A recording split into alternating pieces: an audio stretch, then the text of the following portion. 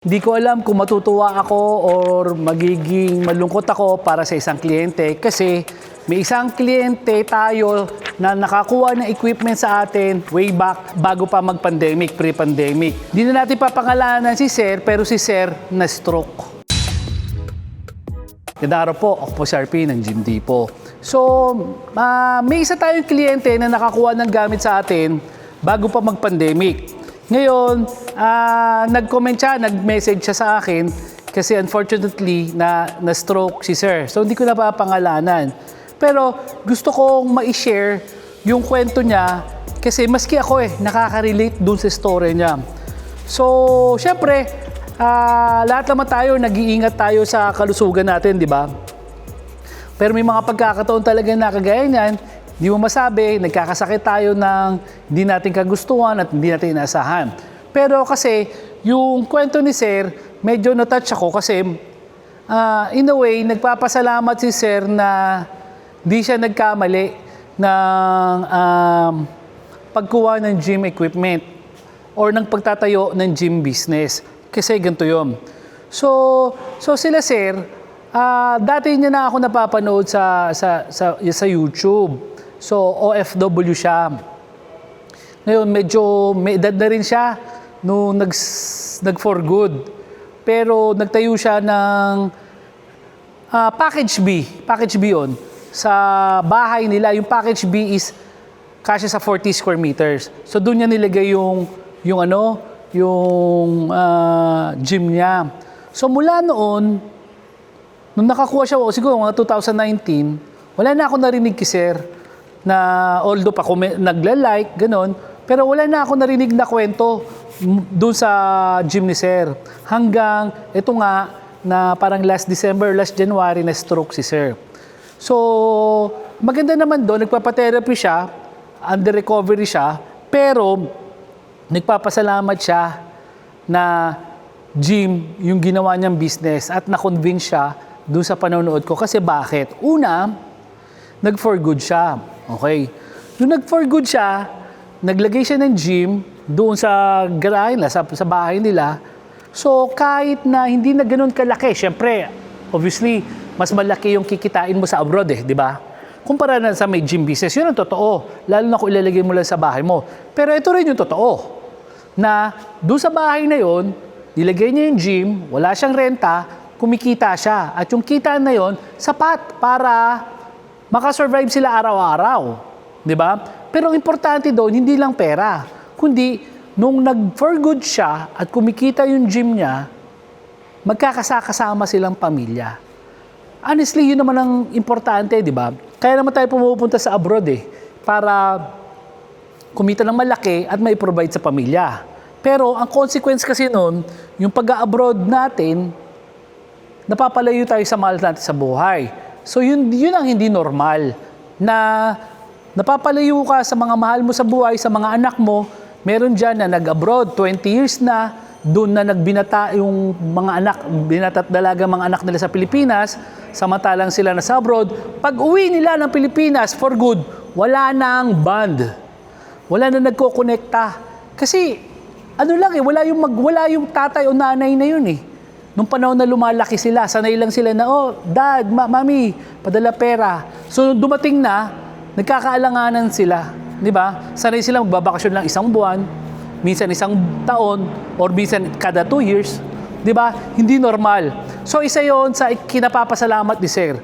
Pero yung usapan namin, kaya siya nagpapasalamat kasi nung na-stroke siya, meron na siyang kabuhayan na maaasahan.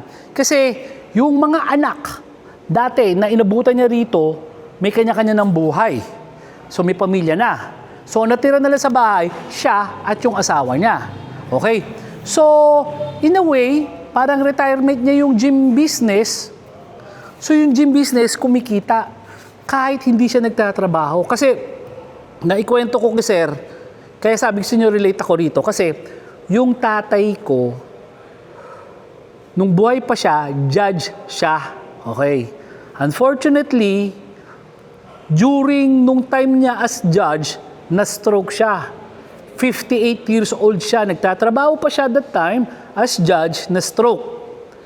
doon na nagsimulang umikot ang buhay namin. Average lang kami na pamilya. Hindi naman ganoon kalaki ang sweldo na isang judge, lalo na nung way back 2000. Year 2000 na stroke ang tatay ko. So, hindi ganoon kataas ang sweldo ng judge. Ang sasakyan namin noon, proud ako doon.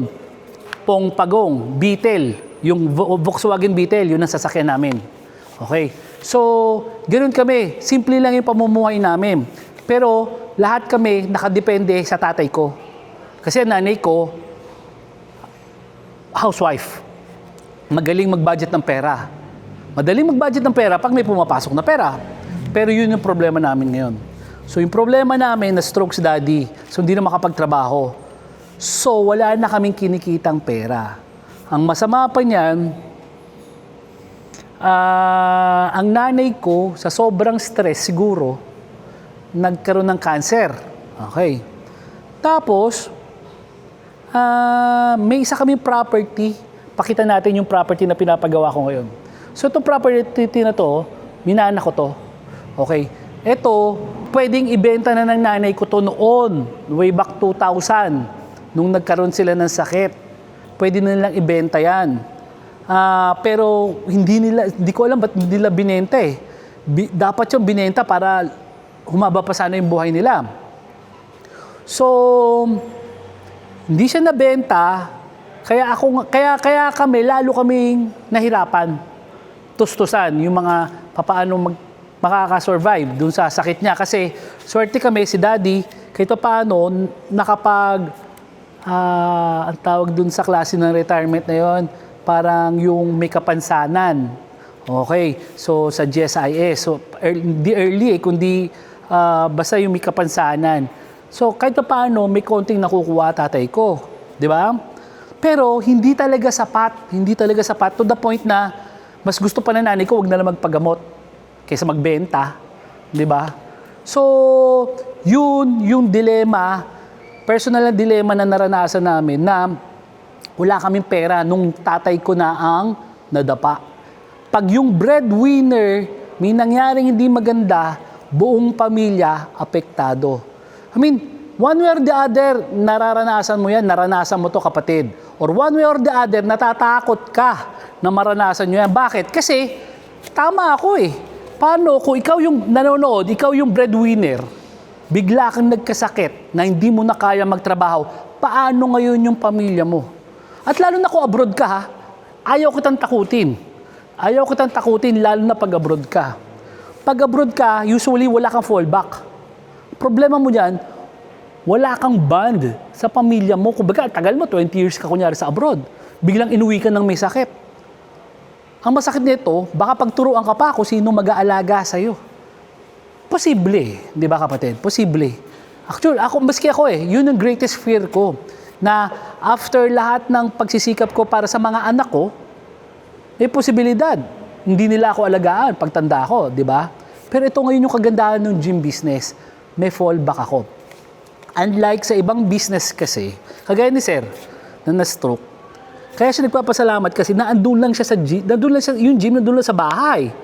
Siya sabi niya, kung garahe yun, doon sa loob ng bahay, may screen door, natatanaw lang niya yung mga nagji-gym.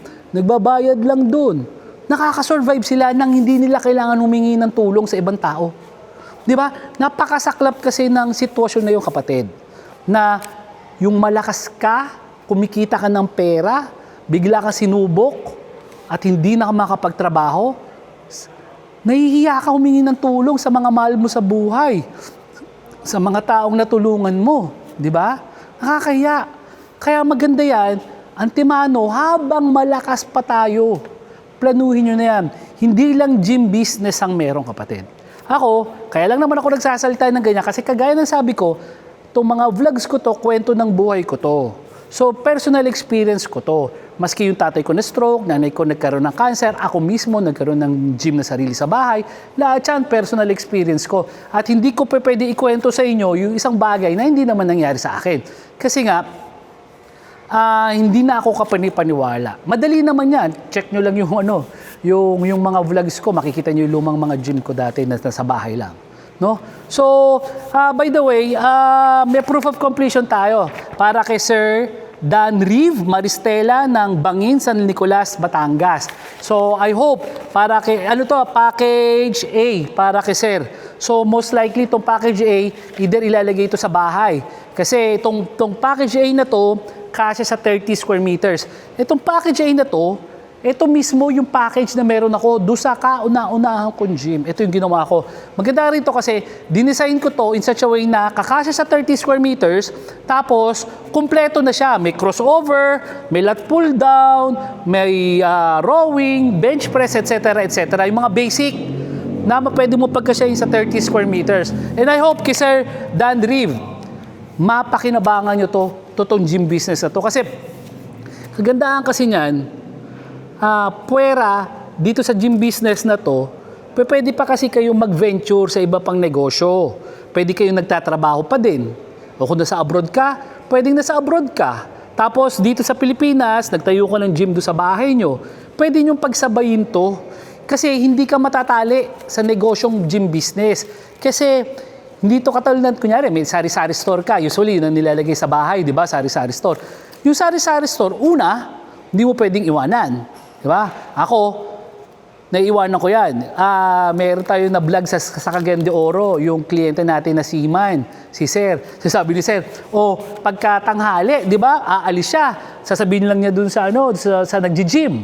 Pwede ba? Pakibantay lang saglit, babalik ako after 15 minutes, susunduin ko lang yung anak ko. Di ba? Ang kagandahan kasi doon, wala ka namang paninda na pwedeng mawala. Di ba? Hindi mo kailangan isara. Diba? Worst case scenario, pwede may nag-gym, hindi nagbayad, nalugi ka ba? Hindi. Kasi wala naman na walang material na bagay sa'yo. Kasi magtagal man sila sa gym ng 1, 2, 3 oras, walang napupudpod, walang nauubos. Kaya ilibre mo man sila, okay lang. Walang nawawala sa'yo. So Sir Dan Riv, sana mapakinabangan nyo to, lalo na kung ilalagay sa bahay to, panalo talaga. So, itong package A na to, ito ang naging starting ko para lumaki ako. Nagkaroon ako ng Gym Republic Cavite City. Pakita natin Cavite City, Tarlac City, at Lipa City. Isipin mo, nanggaling ako sa 30 square meters. Ito lang yung equipment ko. Tapos lumaki tayo ng lumaki. At lahat ng gym natin, at least 1,000 square meters isa. So I hope,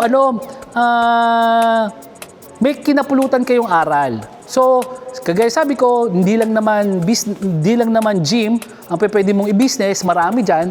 Pero yung kwento ko kasi, ito yung personal experience ko at siguro kahit di mo naranasan, maintindihan mo yung sinasabi ko na minsan sa gym business, minsan ka lang mamumuhunan. Pang matagalan, may anak ka na, may apo ka na, nandyan pa. Pwede mong iwan, ipamana to sa mga anak mo pa. Diba? Itong negosyo to, pwede i-take over ng mga anak mo.